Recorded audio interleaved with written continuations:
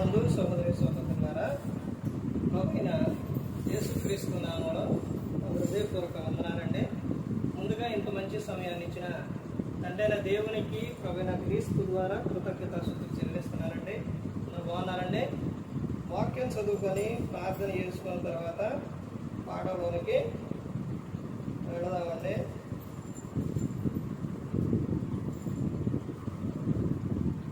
యోహాను గారు రాసిన సువార్త, యోహాను గారు రాసిన సువార్త 15వ అధ్యాయం 7వ వచనం. నా యందు మీరును మీ యందు నా మాటలను నిలిచి ఉన్న ఎడల మీకేది ఇష్టమో అడుగుడి, అది మీకు అనుగ్రహింపబడదు. మీరు బహుగా ఫలించడం వలన నా తండ్రి మహిమపరచబడదు.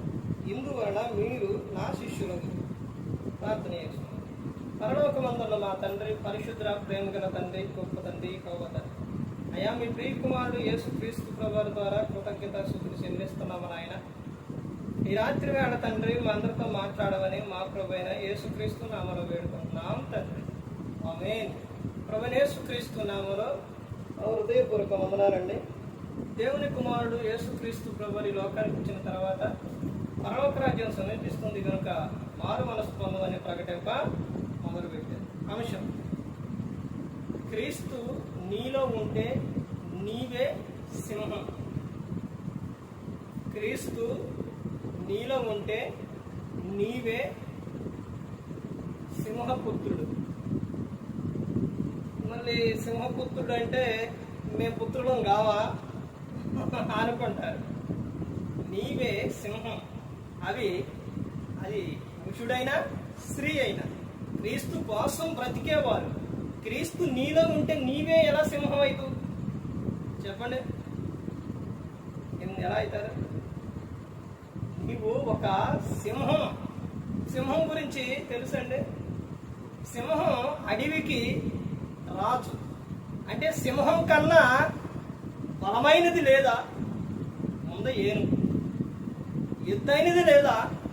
జిరాఫీ. స్పీడ్గా పరిగెత్తేది లేదా? చిరుతుకుని. కానీ మరి ఎలా రాజయింది? ఎలా రాజయిందంటే గుండె ధైర్యంతో సింహం ఏమైంది? అడవికి రాజయింది. అలాగే మనం రాజులైన యాజక సమూహం ఎలా అయ్యాం? మనలో ఎవరున్నారు? రాజులకు రాజు, ప్రభువులకు ప్రభు, యోధా గోత్రపు సింహం. మరి ఆయన మనలో ఉన్నప్పుడు మనం ఎవరు? రాజులైన యాజక సమూహం. ఆయన యోధా గోత్రపు సింహం. మనం ఎవరు చెప్పండి? సింహం. అంటే క్రీస్తుని కలిగి ఉంటే, క్రీస్తు లేకపోతే సున్నా. ఇప్పుడు 2 సున్నాలు ఉన్నాయి, పక్కన ఏమి లేదు. ఏమవుతుంది? 0. 3 సున్నాలు ఉన్నాయి, 0. 5 సున్నాలు ఉన్నాయి, 0. 7 సున్నాలు ఉన్నాయి, 0. 7 సున్నాల పక్కన 1 పెడితే ₹1,00,00,000. అర్థమైందండి? మనందరం 0. కానీ మన పక్కన ఒక్క ఆయన ఉంటే, ఎవరైనా యేసుక్రీస్తు ప్రభువారు ఉంటే మనం ఎవరు? కోట్లు. అర్థమైందండి? కోటేశ్వరులం. ఎవరుంటే? క్రీస్తు ఉంటే. క్రీస్తు లేకపోతే 0. క్రీస్తును కలిగిన ప్రతి ఒక్కరు కూడా, పురుషుడైనా స్త్రీ అయినా ప్రతి ఒక్కరు కూడా రాజులైన యాజక సమూహం. ఎందుకంటే క్రీస్తు ద్వారానే మనం పరలోకం చేరగలుగుతాం. క్రీస్తు ద్వారానే మనకు రక్షణ. మన పాపాలు క్షమించేది ఆయనే, పరలోకం చేర్చేది ఆయనే, ఈ లోకంలో మన కాపాడేది ఆయనే, మన రక్షించేది ఆయనే. అసలు ఇక్కడ చెబుతున్న మాట ఎప్పుడైనా జీవితంలో మీరు ఒక్కసారి ఆలోచించారా? గుర్తుపెట్టుకున్నారా? చూడండి ఏమని చెప్తున్నారు. యేసుక్రీస్తు ప్రభువారే చెబుతున్నారు. యోహాను సువార్త 15వ అధ్యాయం 7వ వచనం. నా యందు మీరును యందు నా మాటలను నిలిచి ఉన్న ఎడల మీకేది ఇష్టమో అడుగుడి. ఏమని చెప్తున్నారు? నా యందు మీరును మీ యందు నా మాటలను నిలిచి ఉన్న ఎడల మీకేది ఇష్టమో అడుగుండి అని చెప్తున్నారు. క్రీస్తు మనలో ఉన్నప్పుడు మనం ఎవరో తెలుసండి. ఎంత అస్సలు ఒక్కసారి ఆలోచించండి. ప్రతి ఒక్కరు కూడా సృష్టికర్త కుమారుడు, సర్వాధికారం ఉన్నాయన, ఆయనే మనలో ఉంటే ఎంత అదృష్టం అండి. ఒకసారి క్రీస్తుకు నీ హృదయం ఇచ్చి చూడు, క్రీస్తుని నువ్వు సొంత రక్షకునికి అంగీకరించు. అసలు నీ జీవితం ఎలా ఉంటుందంటే అద్భుతంగా ఉంటుంది. నీకు శ్రమలుండొచ్చు, బాధలుండొచ్చు, నీకు నిందలుండొచ్చు, నీకు ఏదైనా ఉండొచ్చు. నీలో ఏముంటుందో తెలుసా? ఆనందం ఉంటుంది. వాటన్నిటినీ కూడా ఏం చేస్తారు ఆయన? ఎన్ని ఉన్నా కానీ అన్నీ తీసేస్తారు. ఇదిగో నేను ఉన్నా, నీవు భయపడొద్దు అని యేసుక్రీస్తు ప్రభువు చెబుతున్నాడు. నేను నిన్ను విడువను, ఎడబాయను అని ఆయన చెబుతున్నాడు. క్రీస్తుని మనం సొంత రక్షకుని అంగీకరించాలి. మనం ఆయన యందు ఉండాలి. ఆయన మాటలు మన యందు ఉన్నప్పుడు మీకు ఏది ఇష్టమో అడుగుడి అని చెబుతున్నాడు. తర్వాత చెప్తున్న విషయం ఏంటి చూడండి. తర్వాత 8వ వచనంలో, మీరు బహుగా ఫలించటం వలన నా తండ్రి మహిమపరచబడను, ఇందువలన మీరు నా శిష్యులగుదురు. మనం ఏమవ్వాలి? బహుగా ఫలించాలి. ప్రియుడా, నువ్వు ఆత్మలో వర్ధిల్లుచున్న ప్రకారం నువ్వు అన్ని విషయంలో ఏమవ్వాలి? సౌఖ్యముగా నువ్వు వర్ధిల్లాలి. ఎన్ని విషయాల్లో? అన్ని విషయాల్లో నువ్వు వర్ధిల్లాలి. మాట విషయంలో, ప్రవర్తన విషయంలో, మరి వ్యాపార విషయంలో కానీ, పనుల విషయంలో కానీ, లేకపోతే ప్రార్థన విషయంలో కానీ, వాక్యం విషయంలో కానీ, ప్రతి ఒక్క విషయంలో నువ్వు ఏమవ్వాలి? నువ్వు వర్ధిల్లాలి. దేవుడు కోరుకుంటున్న విషయం అది. ప్రతి ఒక్క విషయంలో కూడా నువ్వు ఏమవ్వాలి?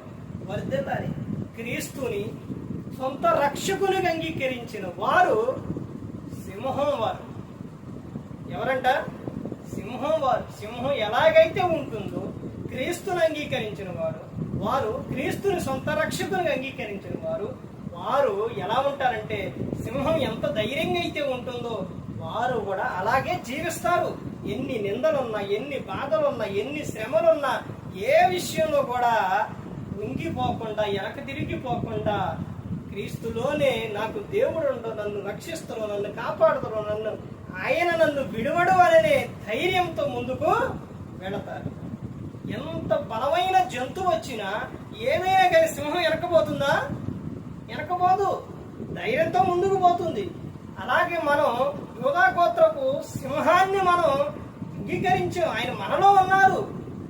మనం అప్పుడు ముందుకు సాగాలి కానీ వెనకకు వెళ్ళే వారిగా ఉండకూడదు. ప్రతి ఒక్కరూ గమనించుకోవాలి. ఆయన చెబుతున్న విషయం ఏంటంటే, ఇదిగో నీవు బహుగా నువ్వేమవ్వాలంట? ఫలించాలి. నువ్వు ఆత్మలో వర్ధిల్లుచున్న ప్రకారం నువ్వు అన్ని విషయాల్లో బహుగా ఫలించాలి. అలా ఫలించాలి అని అంటే మనం ఎవరి యందు ఉండాలి?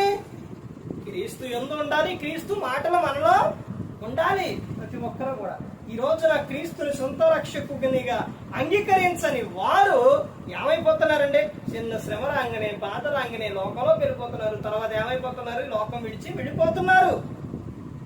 కానీ క్రీస్తుని సొంత రక్షకుని అంగీకరించిన వారు ఆయన యందు విశ్వాసం ఉంచి ముందుకు సాగుతున్నారు. క్రీస్తు నీలో ఉంటే, క్రీస్తును సొంత రక్షకునిగా నీవే అంగీకరిస్తే నీవే ఒక సింహం, రాజులైన యాచక సమూహం. అర్థమవుతుందండి? ఈ ధైర్యం యాడ్ నుంచి వచ్చింది, ఈ నడిపింపు యాడ్ నుంచి వచ్చింది, ఈ విధానం ఇదంతా యాడ్ నుంచి వచ్చిందంటే క్రీస్తుని మనం సొంత రక్షకునిగా అంగీకరించడం వలన మనకు వచ్చింది. ఎన్ని సున్నాలున్నా సున్నాయే, ఆ సున్నా పక్కన ఒకటి పెడితే దానికి విలువ అనేది వచ్చింది.